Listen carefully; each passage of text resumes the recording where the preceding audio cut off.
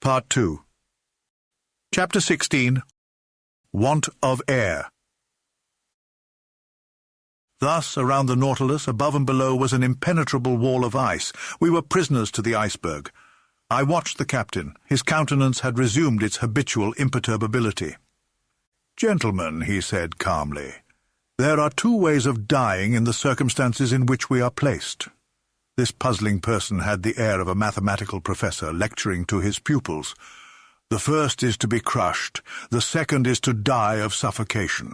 I do not speak of the possibility of dying of hunger, for the supply of provisions in the Nautilus will certainly last longer than we shall.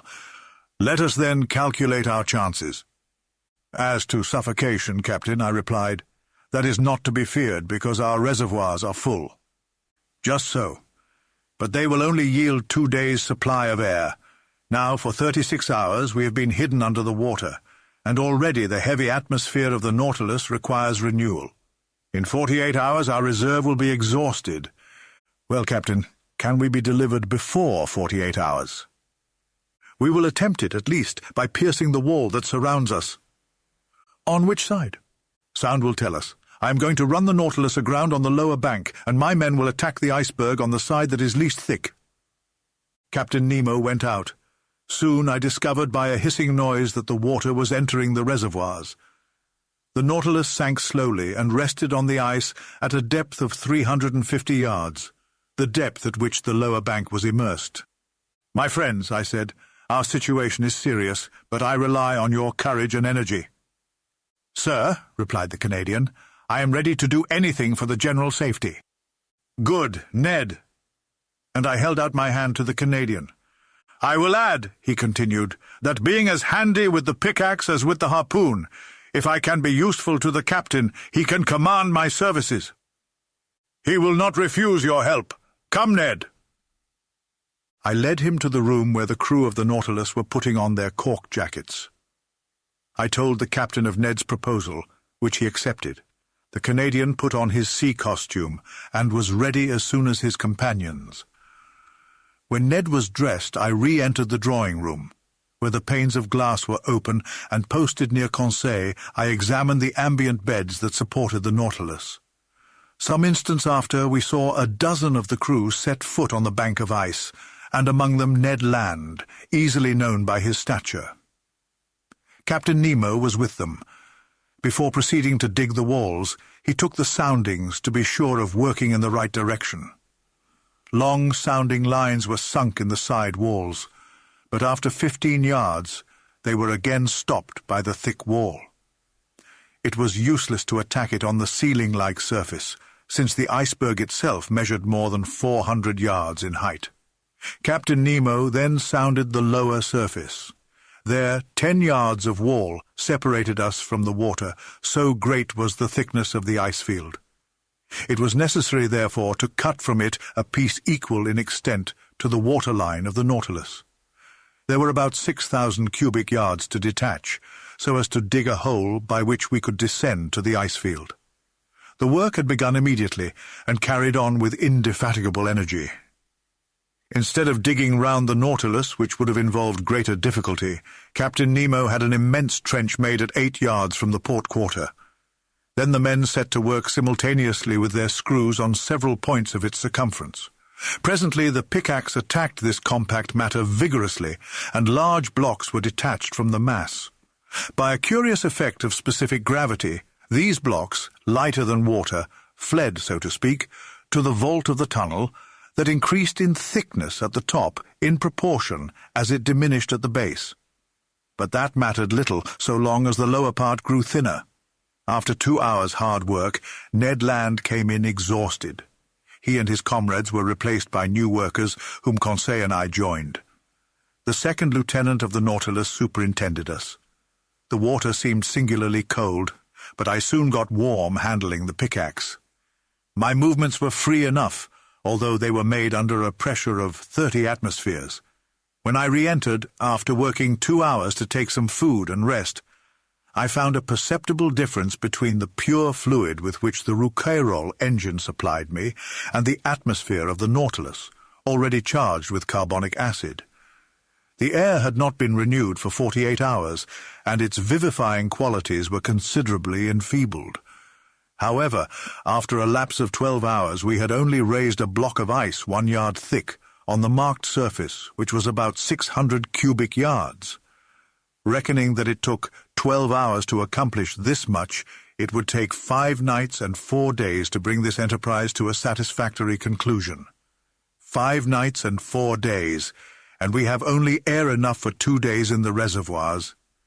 Without taking into account, said Ned, that even if we get out of this infernal prison, we shall also be imprisoned under the iceberg, shut out from all possible communication with the atmosphere. True enough. Who could then foresee the minimum of time necessary for our deliverance? We might be suffocated before the Nautilus could regain the surface of the waves. Was it destined to perish in this ice tomb with all those it enclosed? The situation was terrible. But everyone had looked the danger in the face, and each was determined to do his duty to the last. As I expected, during the night a new block, a yard square, was carried away, and still further sank the immense hollow. But in the morning, when, dressed in my cork jacket, I traversed the slushy mass at a temperature of 6 or 7 degrees below zero, I remarked that the side walls were gradually closing in. The beds of water farthest from the trench, that were not warmed by the men's work, showed a tendency to solidification. In presence of this new and imminent danger, what would become of our chances of safety, and how hinder the solidification of this liquid medium that would burst the partitions of the Nautilus like glass? I did not tell my companions of this new danger. What was the good of damping the energy they displayed in the painful work of escape? But when I went on board again, I told Captain Nemo of this grave complication. "I know it," he said in that calm tone which could counteract the most terrible apprehensions. "It is one danger more, but I see no way of escaping it. The only chance of safety is to go quicker than solidification. We must be beforehand with it, that is all." On this day for several hours I used my pickaxe vigorously. The work kept me up. Besides, to work was to quit the Nautilus, and breathe directly the pure air drawn from the reservoirs and supplied by our apparatus, and to quit the impoverished and vitiated atmosphere. Towards evening the trench was dug 1 yard deeper. When I returned on board, I was nearly suffocated by the carbonic acid with which the air was filled. Ah, if we had only the chemical means to drive away this deleterious gas! We had plenty of oxygen. All this water contained a considerable quantity, and by dissolving it with our powerful piles, it would restore the vivifying fluid. I had thought well over it, but of what good was that, since the carbonic acid produced by our respiration had invaded every part of the vessel? To absorb it, it was necessary to fill some jars with caustic potash and to shake them incessantly. Now this substance was wanting on board, and nothing could replace it. On that evening, Captain Nemo ought to open the taps of his reservoirs and let some pure air into the interior of the Nautilus. Without this precaution, we could not get rid of the sense of suffocation. The next day, March 26th, I resumed my miner's work in beginning the 5th yard. The side walls and the lower surface of the iceberg thickened visibly.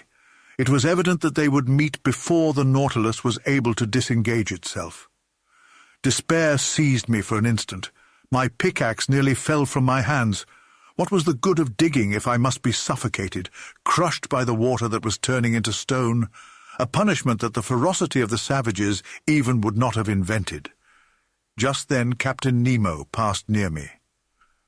I touched his hand and showed him the walls of our prison.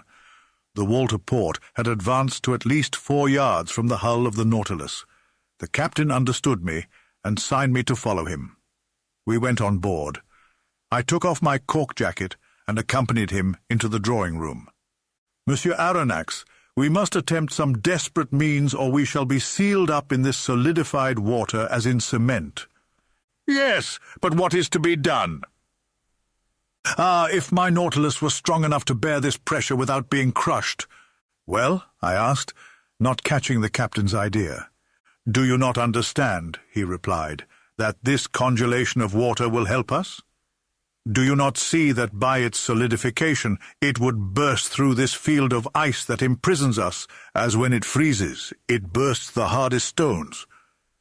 Do you not perceive that it would be an agent of safety instead of destruction? Yes, Captain, perhaps, but whatever resistance to crushing the Nautilus possesses, it could not support this terrible pressure, and would be flattened like an iron plate." "I know it, sir. Therefore we must not reckon on the aid of nature, but on our own exertions. We must stop this solidification. Not only will the side walls be pressed together, but there is not 10 feet of water before or behind the Nautilus. The congelation gains on us on all sides. How long will the air in the reservoirs last for us to breathe on board?" The captain looked in my face. "After tomorrow they will be empty." A cold sweat came over me. However, ought I to have been astonished at the answer? On March 22nd, the Nautilus was in the open polar seas. We were at 26 degrees. For 5 days we had lived on the reserve on board, and what was left of the respirable air must be kept for the workers. Even now, as I write, my recollection is still so vivid that an involuntary terror seizes me, and my lungs seem to be without air.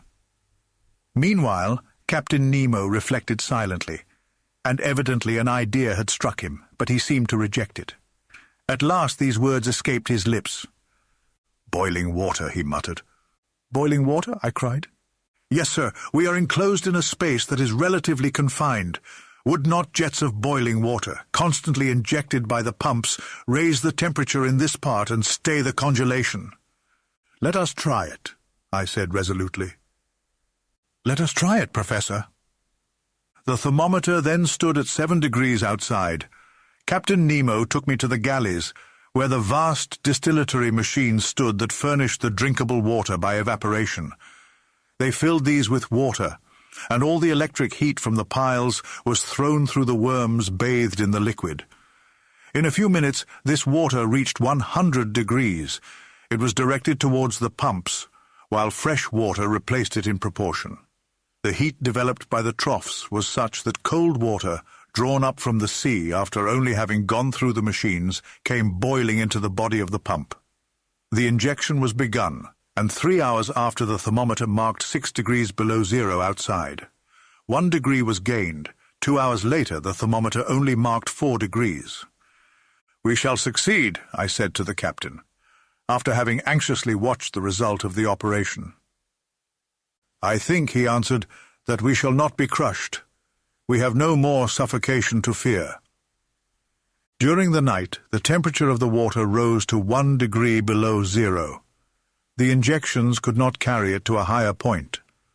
But as the congelation of the sea-water produces at least 2 degrees, I was at least reassured against the dangers of solidification.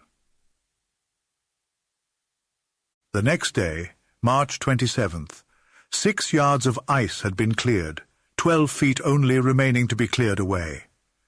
There was yet 48 hours' work. The air could not be renewed in the interior of the Nautilus, and this day would make it worse. An intolerable weight oppressed me. Towards 3 o'clock in the evening, this feeling rose to a violent degree. Yawns dislocated my jaws. My lungs panted as they inhaled this burning fluid, which became rarefied more and more. A moral torpor took hold of me. I was powerless, almost unconscious.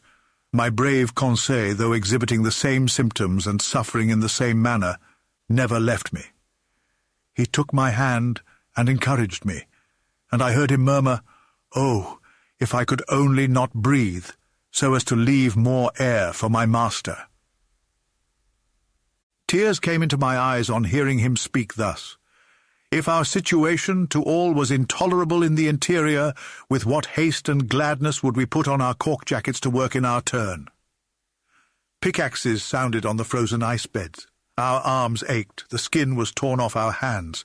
But what were these fatigues? What did the wounds matter? Vital air came to the lungs. We breathed, we breathed. All this time no one prolonged his voluntary task beyond the prescribed time. His task accomplished, each one handed in turn to his panting companions the apparatus that supplied him with life. Captain Nemo set the example, and submitted first to this severe discipline. When the time came, he gave up his apparatus to another and returned to the vitiated air on board, calm, unflinching, unmurmuring. On that day the ordinary work was accomplished with unusual vigour. Only 2 yards remained to be raised from the surface. 2 yards only separated us from the open sea, but the reservoirs were nearly emptied of air. The little that remained ought to be kept for the workers, not a particle for the Nautilus. When I went back on board, I was half suffocated. What a night! I know not how to describe it. The next day my breathing was oppressed. Dizziness accompanied the pain in my head and made me like a drunken man. My companions showed the same symptoms. Some of the crew had rattling in the throat. On that day, the 6th of our imprisonment, Captain Nemo, finding the pickaxes work too slowly, resolved to crush the ice bed that still separated us from the liquid sheet. This man's coolness and energy never forsook him. He subdued his physical pains by moral force. By his orders, the vessel was lightened, that is to say, raised from the ice bed by a change of specific gravity. When it floated, they towed it so as to bring it above the immense trench made on the level of the waterline. Then, filling his reservoirs of water, he descended and shut himself up in the hole. Just then all the crew came on board and the double door of communication was shut. The Nautilus then rested on the bed of ice, which was not 1 yard thick, and which the sounding leads had perforated in 1,000 places. The taps of the reservoirs were then opened, and 100 cubic yards of water was let in, increasing the weight of the Nautilus to 1,800 tons. We waited, we listened, forgetting our sufferings, in hope. Our safety depended on this last chance. Notwithstanding the buzzing in my head, I soon heard the humming sound under the hull of the Nautilus. The ice cracked with a singular noise like tearing paper, and the Nautilus sank. "We are off," murmured Conseil in my ear. I could not answer him. I seized his hand and pressed it convulsively. All at once, carried away by its frightful overcharge, the Nautilus sank like a bullet under the waters, that is to say, it fell as if it was in a vacuum. Then all the electric force was put on the pumps, that soon began to let the water out of the reservoirs. After some minutes, our fall was stopped. Soon, too, the manometer indicated an ascending movement. The screw, going at full speed, made the iron hull tremble to its very bolts and drew us towards the north. But if this floating under the iceberg is to last another day before we reach the open sea, I shall be dead first. Half stretched upon a divan in the library, I was suffocating.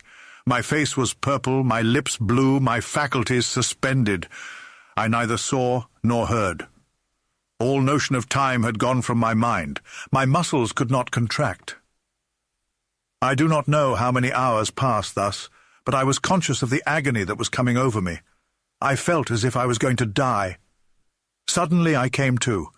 Some breaths of air penetrated my lungs. Had we risen to the surface of the waves? Were we free of the iceberg? No!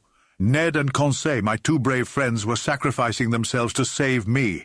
Some particles of air still remained at the bottom of one apparatus. Instead of using it, they had kept it for me, and while they were being suffocated, they gave me life, drop by drop. I wanted to push back the thing. They held my hands, and for some moments I breathed freely. I looked at the clock. It was 11 in the morning. It ought to be the 28th of March. The Nautilus went at a frightful pace, 40 miles an hour. It literally tore through the water. Where was Captain Nemo? Had he succumbed? Were his companions dead with him?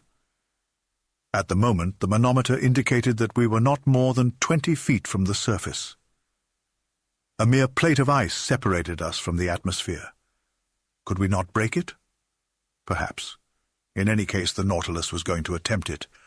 I felt that it was in an oblique position, lowering the stern and raising the bows. The introduction of water had been the means of disturbing its equilibrium. Then, impelled by its powerful screw, it attacked the ice field from beneath like a formidable battering ram. It broke it by backing and then rushing forward against the field, which gradually gave way, and at last, dashing suddenly against it, shot forwards on the ice field that crushed beneath its weight. The panel was opened, one might say torn off, and the pure air came in abundance to all parts of the Nautilus.